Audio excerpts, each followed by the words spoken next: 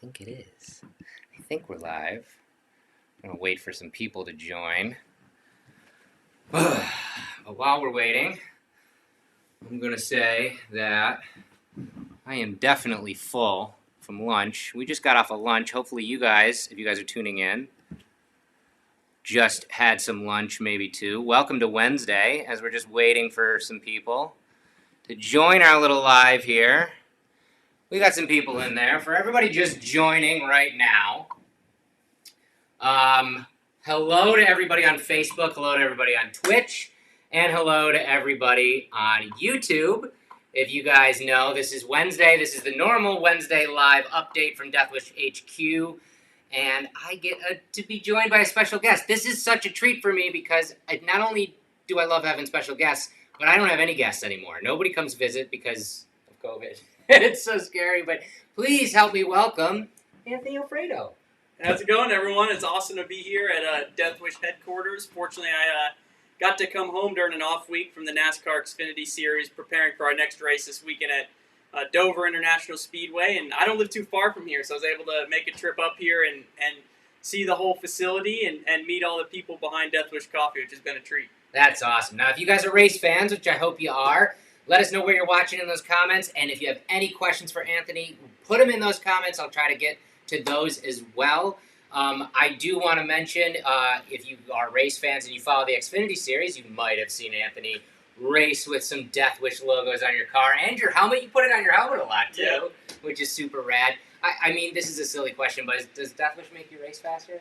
Oh, yeah, absolutely. That's an easy answer to that question. There's something about getting fired up on race day. You're pumped about what you do, and on top of that, just to be fueled by the world's strongest coffee when it matters most, to go out there and take advantage of the opportunity and seize the day, as I like to say, is the best way to go about things always. That's awesome. That's awesome. As you guys can see, Anthony's even supporting us right now. Not even racing, wearing our old school trucker hat, which is great. I do want to mention, just to get the update out of the way for all you guys waiting, you can see I'm wearing our brand new Flex Fit New Era hat. We've also got the snapback and the parent hat all coming out later this week, so make sure you check your emails and pick up those hats. I'm going to literally pick up one of each because I have a hat problem. It's a bad thing. I have way too many hats, and my wife has just now told me that with every new hat I buy, I have to get rid of an old hat. But I told her that if it's a Deathwish hat, that doesn't matter because this is like a uniform. I need this for my job. So I'm gonna buy all three and I'll be okay. I won't have to get any other of those. So with Xfinity and you racing this year, what is it like racing this year? Because everything's different. In fact, we were talking just before this. You were saying that this year's a lot different because you don't even get time to practice, right? Yep, no practice at all. That's crazy. The only time I actually strap into the race car is after the national anthem, before they give the command to fire engines and roll out to take the green flag. So it's very it can be very nerve-wracking, but I have a lot of confidence in everyone at Richard Childress Racing, my crew guys, the race cars, our equipment, and fortunately it's been going well so far. But it is crazy sometimes, especially because I'm a rookie in the series this year, so I'm learning the cars, I'm learning a lot of new tracks, and there's a lot of unknowns every time you take the green flag each week because you never get to make a lap before the race even starts. That's crazy. So, and I just saw this question come by, and it's a question that I wanted to ask you too. A question from Facebook. Mark on Facebook asked, do you feel, just from the limited time that you've been able to race this year, that if you were called up to Cup Series, are you ready for Cup Series? I would love the opportunity to jump up into the Cup Series. I definitely have my sights set right now on the opportunity to go compete for an Xfinity Series championship with the same team next year, Richard Childress Racing. It's been going really well this year, and I honestly believe if I could have raced full time this year, that we would have had a shot at the championship. So I'd love to go do that next year and have plenty of experience to take that next step. But if the right opportunity came along and I had the right people by my side, I'd definitely be open to the opportunity. For example, this season, I only ran less than half the schedule in the Truck Series last year, and I didn't think I was maybe even ready for an Xfinity Series car. And Richard Childress himself, Austin Dillon, Austin Craven, a lot of people behind Richard Childress Racing and Team Dillon Management just believed in me, gave me a chance, I should say, and I feel like the opportunity has been going really well so far. So you never know. You just got to keep working hard and see where you end up at the end of the day. That's great. I mean, racing is everything changes in the blink of an eye. I mean, you've had some races. You've been doing great this year, if I don't say so myself. You've had some races where you come in fifth and sixth, and I feel like you should have won those races. But that split second just pushed you back or whatever. And I think you got a handful of races left this year. I think we're going to see you in that winner's circle. I think so too. Yeah. I have a lot of confidence, as I mentioned before, in the race team, in our equipment, in our awesome partners like Death Wish Coffee. All that gives us a lot of motivation every race weekend, and a lot of confidence in us as a team to go get the job done and be the first to the checkered flag, so we could be in victory lane. And as you mentioned, I think we could definitely do it before the end of the year. And part of those things you mentioned about finishing sixth or fifth or running in the top five, and there's one little mistake, or mishap, or sometimes a lot of things out of your control, like a blown tire, for example, cost you a shot at a win. And a lot of that comes from no practice. So I feel like if I had to practice, we may have even won a race by now. But we are very close, so I'm not trying to rush the issue. I just think as we continue to get better every week, focus on learning, we'll be there soon enough. So speaking of learning, I mean, you've been racing professionally now for a few years, but I mean,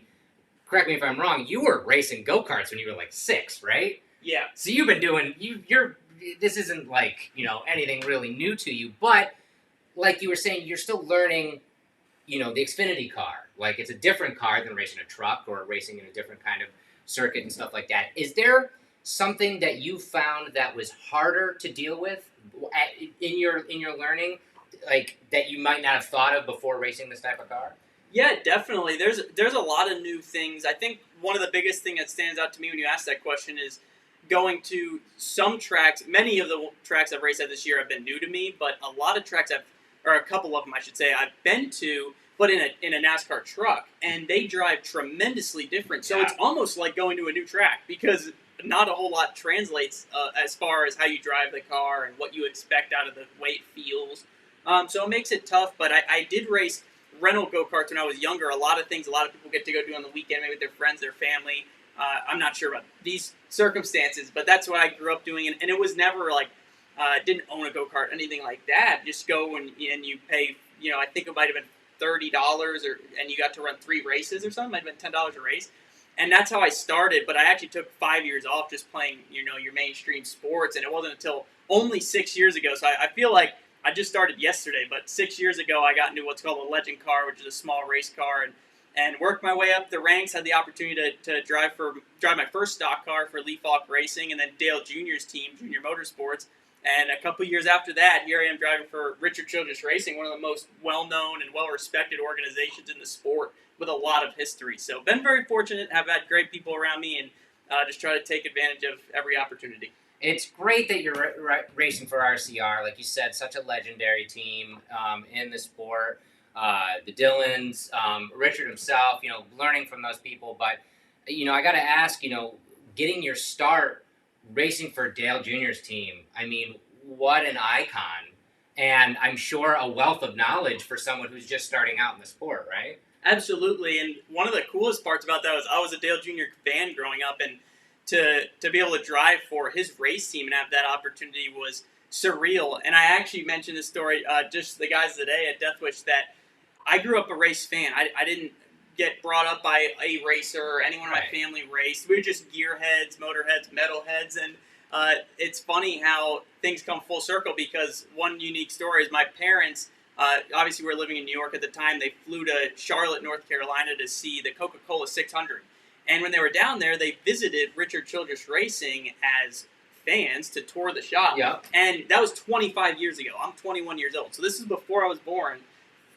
Flash forward a little bit, and here I am walking through the very same race shop with race cars in there with my name on them and Death Wish logos all over them. It's absolutely just unbelievable. Just very blessed, and it's crazy how, just the unexpected happens sometimes. That's awesome. And I did want to mention for all of our Twitch fans out there, I know you're a big gamer. You've competed in iRacing too, right?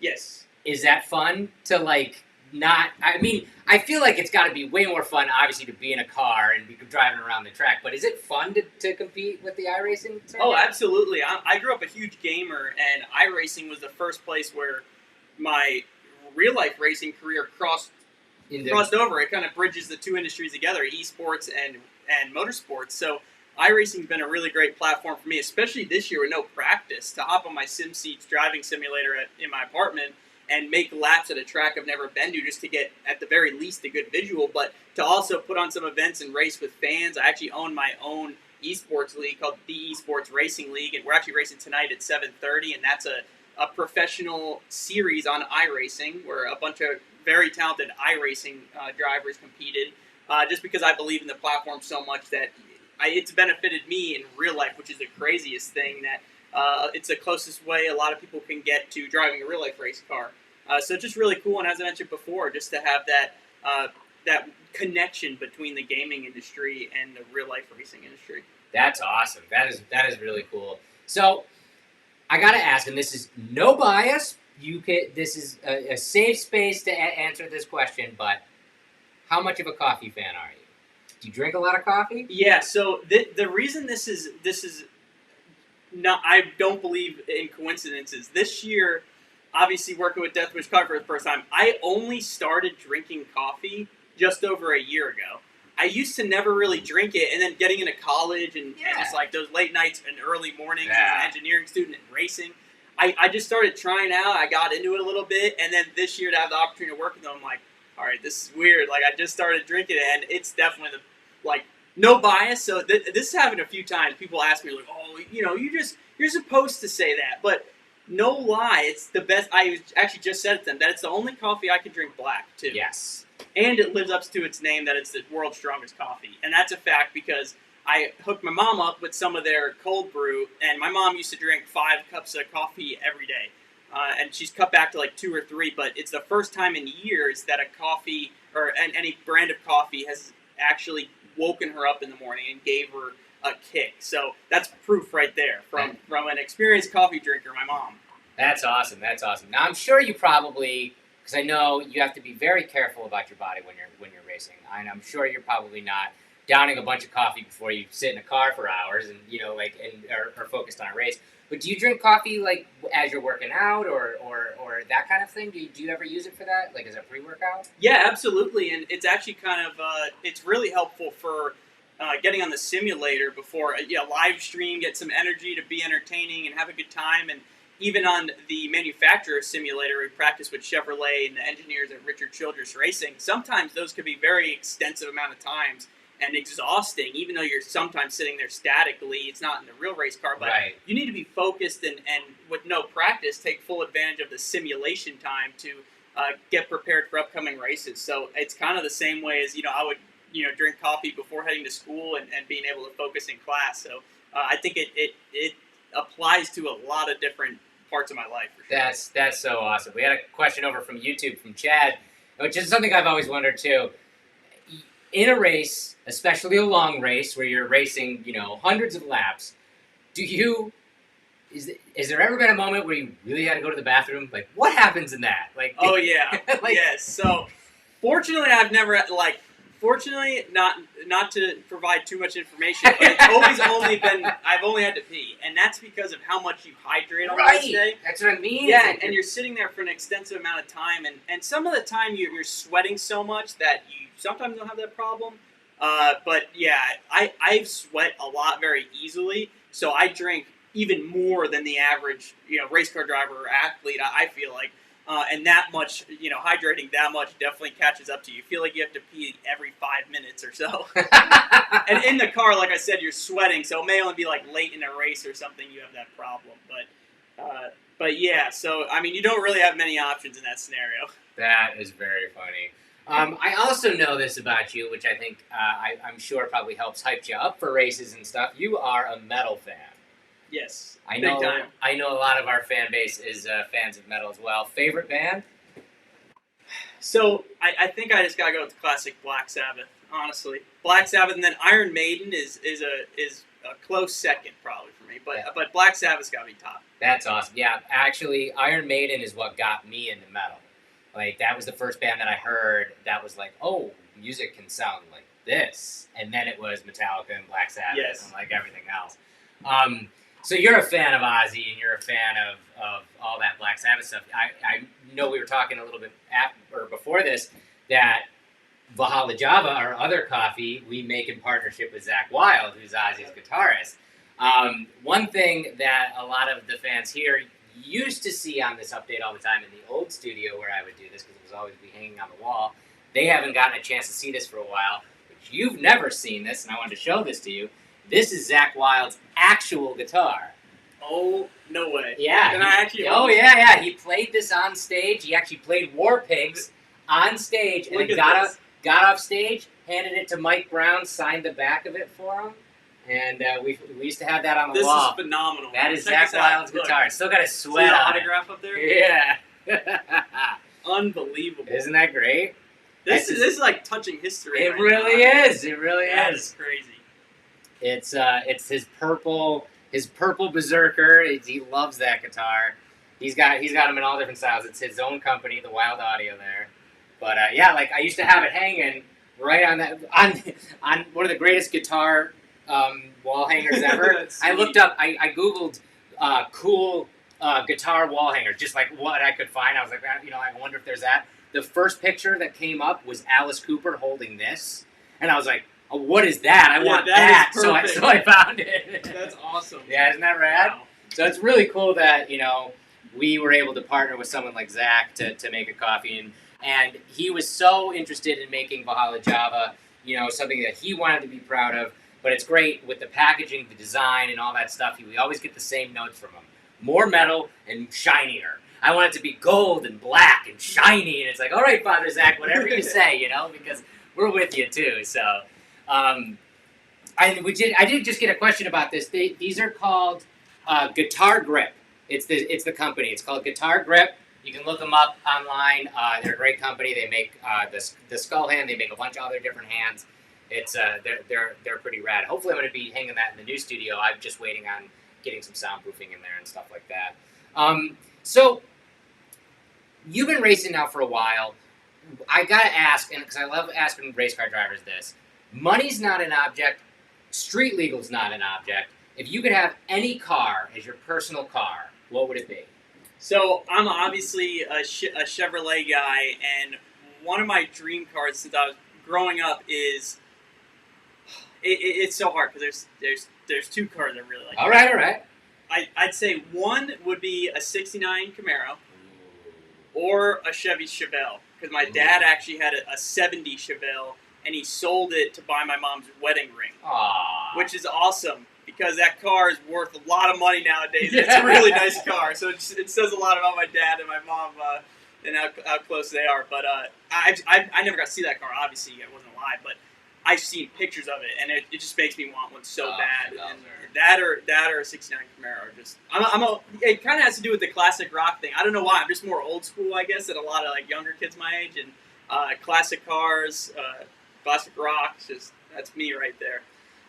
Another question I've seen be asked is, in this sport, you obviously are part of a team. You're part of RCR, and you guys, work together. You train together. You race together. And that kind of thing. But it's not a sport. It's not like a normal sport where you're all on even though you're all in the same field, you're all in a car. You're not really interacting. How much interaction is there between drivers? Is it like is racing a family environment? Do you become friends with other teams and other racers, or is it really competitive where everybody kind of keeps their own camps? It's kind of a double-edged sword, I guess you could call it, because the racing community is one of the most just exciting, phenomenal, and family-oriented communities out of any sport or industry you can ever imagine. From my experience, my limited experience, I guess you could say. And I say that because it seems like everyone knows each other. It's one of those worlds. There's a lot of people, but it doesn't seem like there's a lot of people because you hear a name, you usually met the person or something, and everyone just seems to know each other, and it's great. But when you head to the racetrack, that's where the competitive side comes out, and everyone's there to do the same thing. Everyone goes to the racetrack to win the race, do their job, get as good a finish as possible for their team. So even if you head to the racetrack and you may converse with someone you know or a buddy of yours, but as soon as the helmet goes on, you strap in. You view every person as the same, right? Like you got to have the confidence that you belong out there, have the right to be out there, as much as anybody else, and you got to go do your job. So you can't be like, oh, well, I know that guy. Him and I went to dinner the other day. It's just not how it is, We're enemies now. Yeah, and the only time it's a little different is with teammates. Yeah. And some racetracks like super speedways, you have to work together because 3 cars are faster than 1 at a place like that. So you work with your teammates. And you converse with them, try to get better at, after and before races, sharing information. But same thing, there's no friends on the last lap. You may work with your teammates up until the last lap, but last lap, it's anybody's game. Everyone's going for the same thing, and it's that checkered flag and the trophy. I love it. It's such an incredible sport, and I'm so glad that you're a part of it and that you're loving it. And you, like you said, you have such a great story. It's not so many people in this sport have grown up in this. I mean, look at Dale Jr. is a great example. I mean, he's a legacy in the sport. And it's cool to hear someone who, for lack of a better term, fell into it. It's not like you were a kid being like, I'm going to be a race car driver someday. I mean, I'm sure it was a little bit in the back of your head, but it's cool that, just a guy like me, who you are, is out there racing and doing what you love now, which is really great. So coming up this weekend, you got a race, right? 2 races, actually. Oh my goodness. Double header. So for the NASCAR Xfinity Series and the NASCAR Cup Series, double header at Dover International Speedway. We race Saturday and Sunday, and I believe both of our races are at noon because the Cup race I think is at 3:30 or so. But our races are at noon on NBC Sports. So, all right, just got that question. Where can you find Xfinity? And so NBC Sports. And for your iRacing stuff, is that on Twitch? It is. So I have my own Twitch channel, which is fast_pasta. Because my nickname is Fast Pasta because my last name's Alfredo. So it's stuck. It works. It's stuck. So I fully embrace that. But that's where I stream a lot of iRacing, a lot of other games as well, Call of Duty, all kinds of stuff. That's where I do all my gaming content, iRacing content, and so catch me live. All you people on Twitch right now that are watching, definitely follow him. But you know what? I'll make sure that we start rebroadcasting your stuff too. That'd be awesome. So that way people can see it, and because we're always looking for new ways to put content on Twitch, because Twitch is awesome. All you Twitchers out there, what is the best way outside of your Twitch channel to follow you? I know you use social media all over the place. Yes, I'm on pretty much every platform. So Twitch and TikTok, I'm fast_pasta. That's it. The rest is just my name. It's at Anthony Alfredo. Catch me on Facebook, Instagram, Twitter, TikTok, and Twitch. My YouTube channel is Anthony Alfredo. I'm trying to think what else I have. I think that's the most important ones to my knowledge. I don't think I'm missing anything.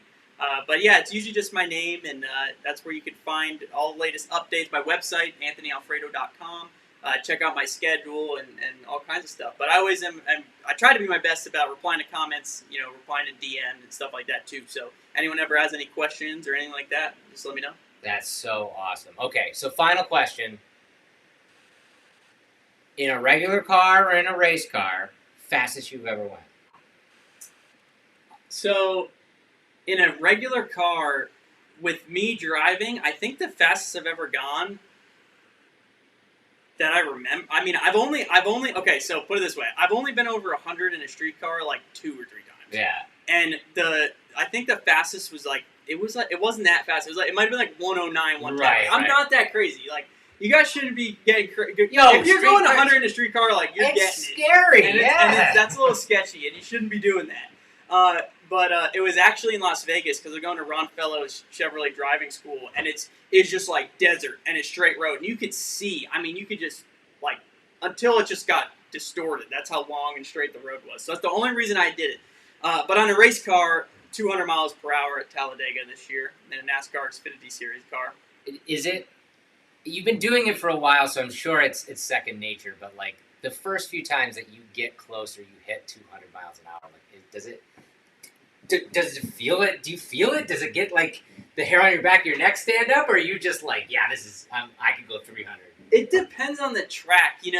Some tracks, it's actually interesting. Some of the tracks that are really wide and really long straightaways, you don't feel like you're going that fast because it's almost like the bigger the track and the wider, everything kind of slows down until you get someone 2 inches off of you, you're 3 wide, then you realize how fast you're going. And that's kind of how Talladega is, because you don't get spread out. You do what we call pack drafting. You're all in one group of cars, and when you're going 200 miles per hour in a huge swarm of cars, you realize how fast you're going. And sometimes you don't realize how fast you're going until you crash, and then you crash and hit the wall at 200, and you're like, okay, I was going really fast. You don't realize till after. That's when it hits you, literally, no pun intended. You should have shake and baked. Yeah. Like, But yeah, it depends on the tracks for sure. Texas is one that feels fast. Like Texas, you're going really fast for sure. That's awesome. Well, I can't thank you enough for taking time and talking with me and talking with everybody here. Like I said, it is such a treat to have a special guest, because I don't get any guests anymore because we all have to social distance. But we're going to all be pulling for you for the rest of it. When does the season end? My last race is actually at Texas. We go back there, and I believe it's October 28th. I think it's October 28th. And that'll be my last race. And then since I'm running half the schedule, there's actually 2 races after that. So hopefully I get to run one of those, because that season actually ends November 7th, I think. So, but I mean, for you, it never ends, because even though the season's over, you just start training and you keep going looking towards 2021, right? Absolutely. Excellent. Well, everybody follow Anthony on all of his stuff. Make sure that you hashtag Fast Pasta all the time, because that's my favorite nickname ever now. And yeah, man, thank you so much for doing this. Make sure you guys remember one more time, just because I'm doing my due diligence, 3 brand new hats coming out this week. Check your emails. I hope you guys have a wonderful Wednesday, and as always, stay caffeinated and keep your mugs up.